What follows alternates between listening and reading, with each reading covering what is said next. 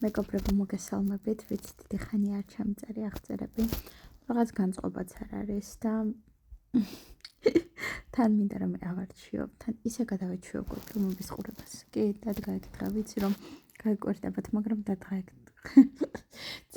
უფრო სერიალების ყურება მირჩევნია. იმიტომ რომ ძალიან, ასე ვთქვათ, სიუჟეტები აღარ არის ისეთი, როგორიც ადრე იყო.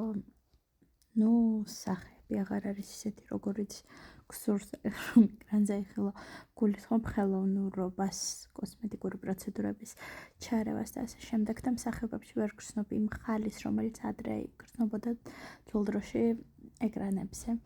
მაგრამ ეს ორი ადამიანი, მირანდა და ჯენეტი, ყოველთვის მომწონდა ბავშვობიდანვე. სელენა იყო და იყო ჩემი კუმირი, რაც სამწუხაროდ ახლა ესე აღარ არის, რადგან მის გაყინულ სახეს რომ ვუყურებ, გული ძალიან მეთან აღრება.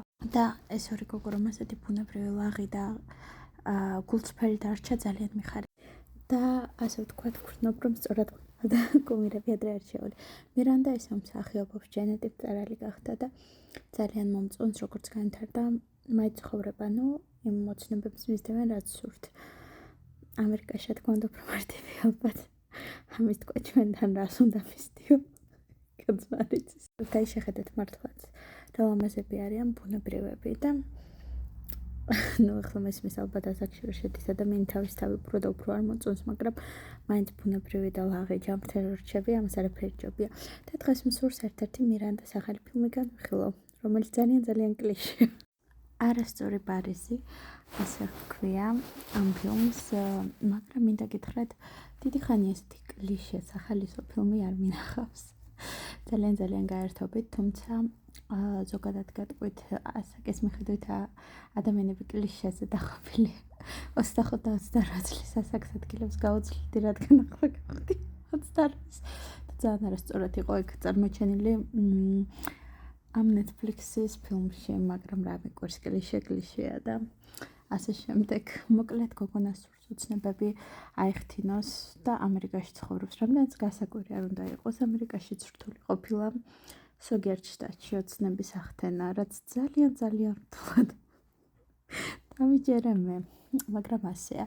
და გოგონას სურს გააღწიოს პარიზში და მოხდება არასდროს პარიზში დახაში კონკურსიდან, რომლის შესახებაც მისი და მოუყვება და მიიღებს მონაწილეობას და თანხდება, რათა სწავლისთვის სასურველი თანხა შეაგროვოს.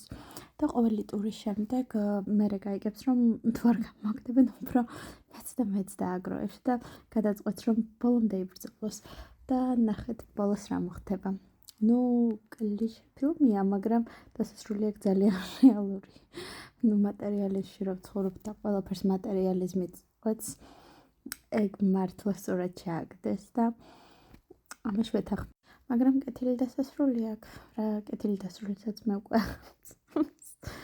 მაგრამ ესეთი ფილმები არის საჭირო ადამიანი რომ ამდენ ნეგატივს მოშორდა, რაც რეალურ ცხოვრებაში ხდება. ასე რომ დროს ძალიან სახალისოდ გაატარებთ, თუ უყურებთ ხომ, სექტემბერში გამოვიდა, მგონი სექტემბერში უყურე და მაგის მერე ფილმისთვის აღარც მიყურებია. ძალიან რთული და სჯერებელია, ვიცი, მაგრამ ასეა. თან დრო ისეთი ელვისი სწრაფით გარბის, რომ ხელიდან მეცლება ზუსტად ეგ მომენტია დროზე რო იტყვი. ასე რომ დააფასეთ რა ყველაფერი და ყველა წუთი და მომენტი.